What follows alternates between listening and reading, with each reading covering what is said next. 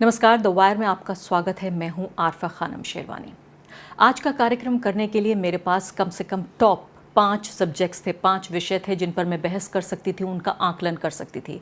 लेकिन मैंने जानते बूझते हुए आज इस विषय का मैंने चयन किया, क्योंकि मैं ये समझती हूँ एक पत्रकार और एक भारतीय नागरिक होने के नाते कि जिस तरीके से तानाशाही सरकारें आम जनता के मुद्दे, खासकर महिलाओं के मुद्दे, महिला के मुद्दों में भी यौन शोषण के मुद्दे को जिस क्रूर तरीके से, जिस जालिम तरीके से दबाने की कोशिश कर रही है, न सिर्फ की कोशिश कर रही है बल्कि इसमें कामयाब हो चुकी है, उसको दबने नहीं दिया जाना चाहिए। नरेंद्र मोदी ने कल नई संसद का उद्घाटन किया। नई संसद के उद्घाटन के मौके पर उन्होंने कहा कि संसद की नई इमारत नए भारत की नींव रखेगी। साथ साथ उन्होंने कहा इतिहास के माथे पर ये ऐसा है जैसे कि दस्तखत कर देना इतिहास के माथे पर।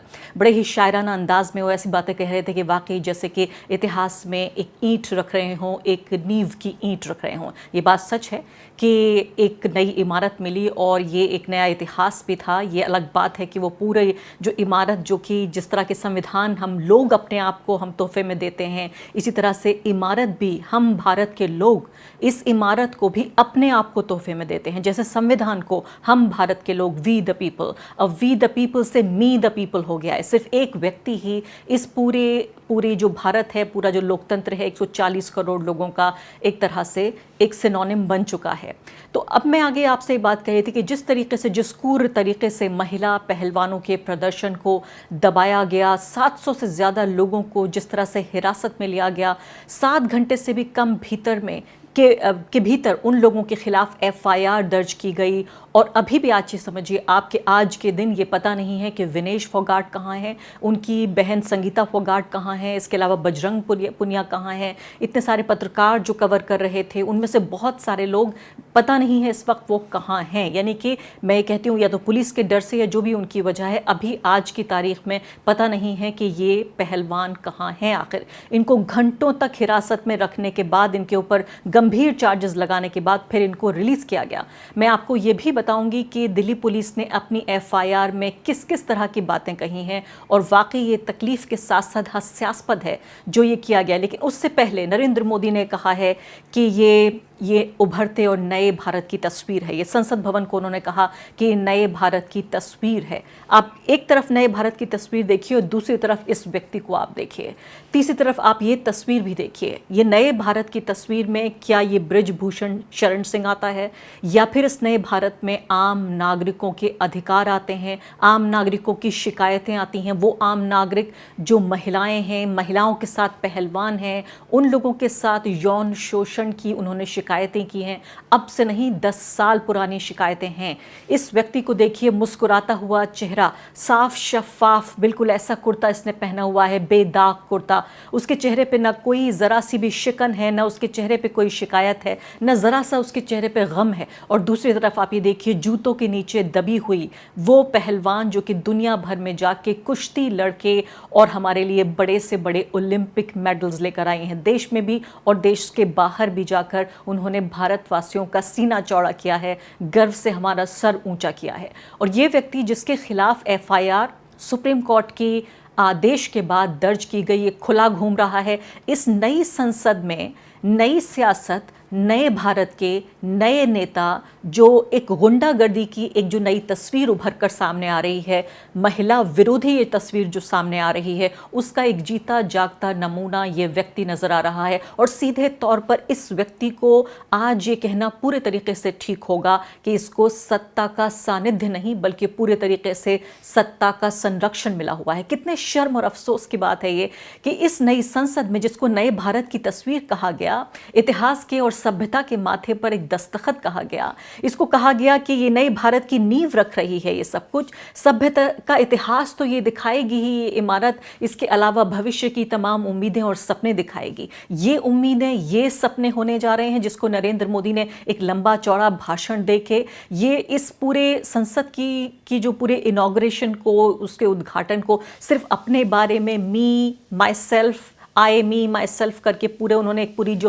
पिक्चर खींची, पूरा जो वीडियो हमें दिखाया, क्या यही होने जा रहा है? इस व्यक्ति को आप बार बार देखिए किस तरीके से इसका जो आत्मविश्वास है, और दूसरी तरफ रोती हुई ये लड़कियां, ये तस्वीरें आप पहले भी देख चुके हैं, सोशल मीडिया पे वायरल हैं तस्वीरें, लेकिन मैं चाहती हूं कि आज के दिन आप इन तस्वीरों को दोबारा देखें, आप बार बार देखें। आप इसलिए देखें क्योंकि जब आपको ये बताया जा रहा है कि आपको गौरवान्वित होना है, जब आपको ये बताया जा रहा है कि गर्व से आपको आपका सर ऊंचा होना है, जब आपको ये बताया जा रहा है कि देखिए अब तक संविधान धर्मनिरपेक्ष हुआ करता था, सभी धर्मों को बराबरी की बात कही जाती थी, लेकिन आज एक ऐसा प्रधानमंत्री आया जिसने तमाम धर्मों के ऊपर, जिसने संविधान के ऊपर ये लोकतंत्र का मंदिर नहीं बल्कि एक खास धर्म के मंदिर के तौर पर तब्दील कर दिया गया है।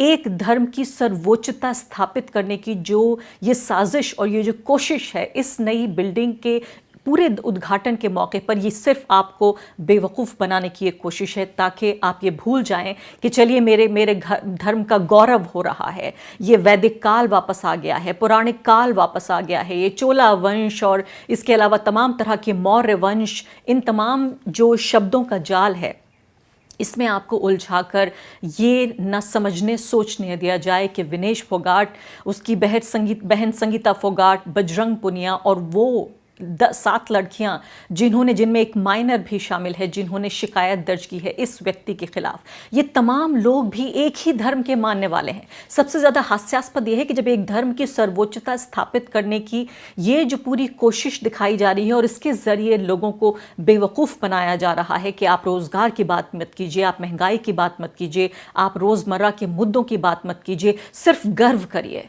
सिर्फ जय जयकार करिए, सिर्फ खुश रहिए कि आपके मज़हब को एक ऊंचा ओहदा मिल रहा है। तभी मैं आपको इसलिए याद दिलाना चाहती हूँ कि तमाम लोग जो हैं इनमें कोई भी ऐसा नहीं है उस धर्म के का मानने वाला जिनसे आपको नफरत करना सिखाया जा रहा है। तो ऐसे में इस गौरवशाली दिन जिसको नरेंद्र मोदी कह रहे हैं कि नए भारत की ये तस्वीर है, उसमें इन तस्वीरों को आप याद रखिए कि इसी दिन ये नए भारत की गौरवशाली तस्वीर नहीं है, नए भारत की नाइंसाफ़ी की तस्वीर है, ये नए भारत की शर्मिंदगी की तस्वीर है, ये नए भारत की गरिमा रहित तस्वीर है, जहां आम नागरिकों के अधिकार, उनकी आज़ादी, तमाम तरह की चीज़ों पे यानी संविधान के राज के ऊपर एक हम ये देख रहे हैं कि एक धर्म का राज स्थापित करने की कोशिश की जा रही है। कल तो इत्तेफाक से ये भी देखिए आपके सुप्रीम कोर्ट के तमाम जज भी वहाँ पर मौजूद थे, चीफ जस्टिस ऑफ इंडिया को भी बुलाया गया था, वहाँ तमाम गणमान्य लोग मौजूद थे। उनकी मौजूदगी में ये तमाम जो अनइलेक्टेड लोग हैं उनके सामने मैंने कहा आपसे कि एक धर्म को स्थापित करने की कोशिश की गई।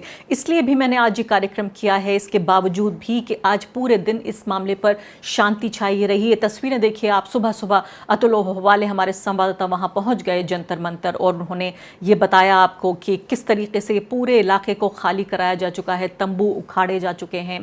पहले की ये तस्वीर देखें जब ये प्रोटेस्ट हो रहा था, और अब की ये तस्वीर देखिए जब ये प्रोटेस्ट ख़त्म हो चुका है। और इसके अलावा जो न्यूज़ एजेंसी है ANI, उसके मुताबिक दिल्ली पुलिस के प्रवक्ता सुमन नलवा ने 28 मई को जो पहलवान थे उनको समाप्त करने के लिए कहा था। मैं FIR में भी आपको बताऊंगी कि क्या कहा गया है, और ये कहा गया है कि उनके तमाम अनुरोधों के बावजूद इसका कानून का उल्लंघन किया गया, इसलिए धरने को समाप्त करने का निर्णय लिया गया है, ऐसा कहना है प्रवक्ता का ANI के मुताबिक।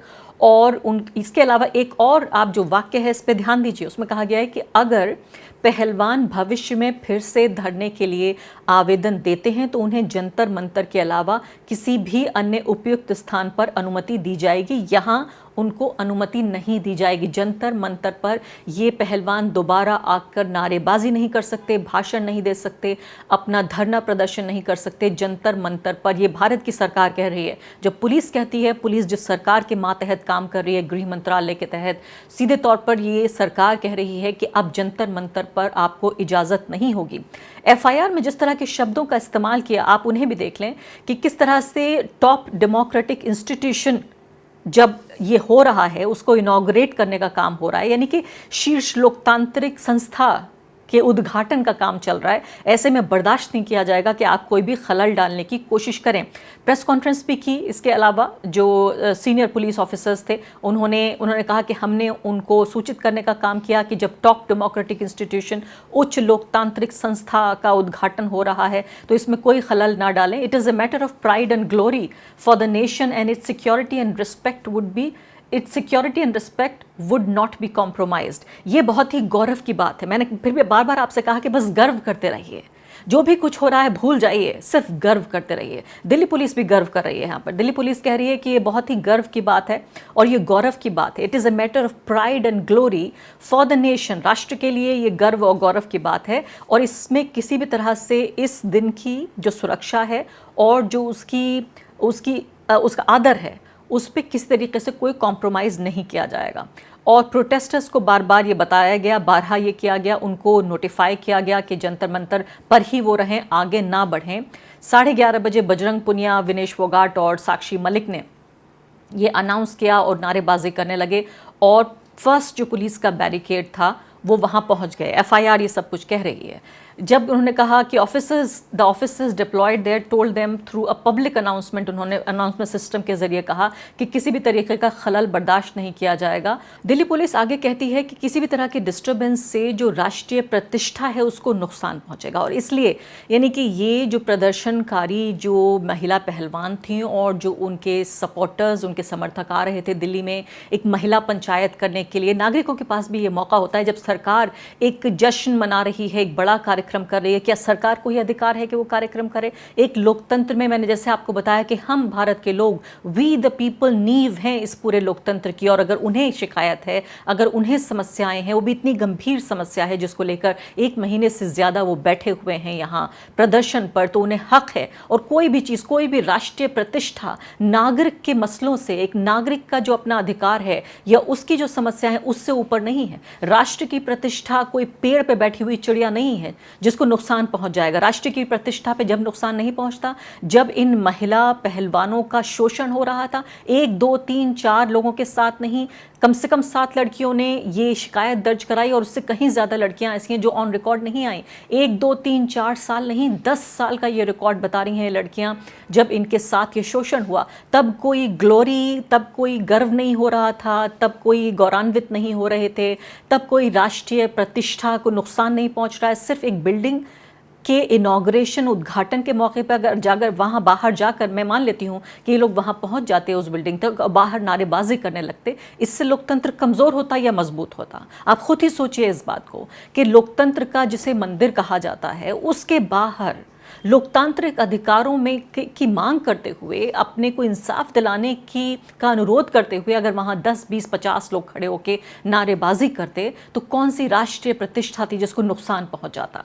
इसके बाद आप आके देखिए कि ये तमाम चीज़ें अगर काफ़ी नहीं थीं तो इन जो ये महिला पहलवान थी, ये बस में भर कर इन्हें जिस बेइज्जत करते हुए ले जाया गया, इसके बाद इनकी ये देखिए ये तस्वीरें इनको पूरे तरीके से और ज़्यादा बेइज्जत करने के लिए, उनका मजाक उड़ाने के लिए, आम जनता की नज़र में इस तरीके से उनकी तस्वीरों के साथ खिलवाड़ की जा रही है कि ये तस्वीरें हैं हंसते हुए, जबकि असली तस्वीर ये है। इस नकली तस्वीर को बनाया गया इस असली तस्वीर को छिपाने के लिए कि ये देखिए हंस रहे हैं लोग, यानी कि एक तरह की साजिश में शामिल हैं ये। नरेंद्र मोदी और जिस संसद का वो उद्घाटन कर रहे थे उसमें विघ्न डालने के लिए, विघ्न संतोषी नाम दे दिया गया इन तमाम लोगों को।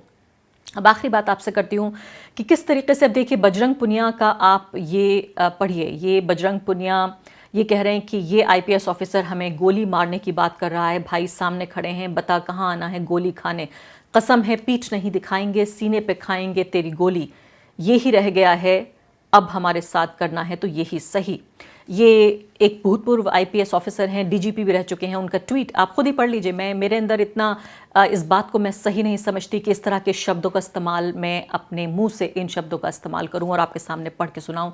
ये देखिए डीजीपी भी रह चुके हैं, भूतपूर्व आईपीएस ऑफिसर हैं, इन्होंने किस तरह की भाषा का इस्तेमाल किया है, बाकायदा धमकी भरी भाषा का इस्तेमाल, जिस पर बजरंग पुनिया ये जवाब दे रहे हैं। यानी कि मैं आपको बता रही हूँ कि सिर्फ यही करना इन लोगों के साथ बाकी है, खुद भी ये कह रहे हैं बजरंग पुनिया। तो साफ तौर पर इस मुद्दे को, ये आम जनता की भी जिम्मेदारी है कि ऐसा ना हो कि हेडलाइंस से उतरते ही ये जो खबर है वो आपके जहन और आपके दिल से उतर जाए और सरकार इसको पहले ही कोई मुद्दा नहीं मान रही है। जब आप उठें रोज़, जब आपको अखबार में ये खबर ना नज़र आए तो ये तस्वीर आप ज़रूर देखिए। इस तस्वीर को देखिए जब बार बार नरेंद्र मोदी कह रहे हैं कि लोकतंत्र के और नए भारत की तस्वीर के तौर पर ये जो संसद है उसकी बिल्डिंग नज़र आएगी, उस वक्त आप बृजभूषण का ये चेहरा देखिए और साथ साथ महिला पहलवानों का ये उनकी गत बनते हुए देखिए। और आखिरी शब्द अविनेश फोगाट की इसी के साथ मैं कार्यक्रम को ख़त्म करूंगी। दरिया अब तेरी खैर नहीं, बूंदों ने बगावत कर ली है, नादान न समझ रे बुज़दिल, लहरों ने बगावत कर ली है। हम परवाने हैं मौत समा, मरने का किसको खौफ यहाँ, रे तलवार तुझे झुकना होगा, गर्दन ने बगावत कर ली है। नमस्कार। द वायर के और वीडियोस देखने के लिए सब्सक्राइब करें और बेल आइकन पर क्लिक करें। स्वतंत्र पत्रकारिता की आर्थिक मदद करने के लिए डिस्क्रिप्शन में दिए गए लिंक पर जाएं और अपनी राशि चुनें।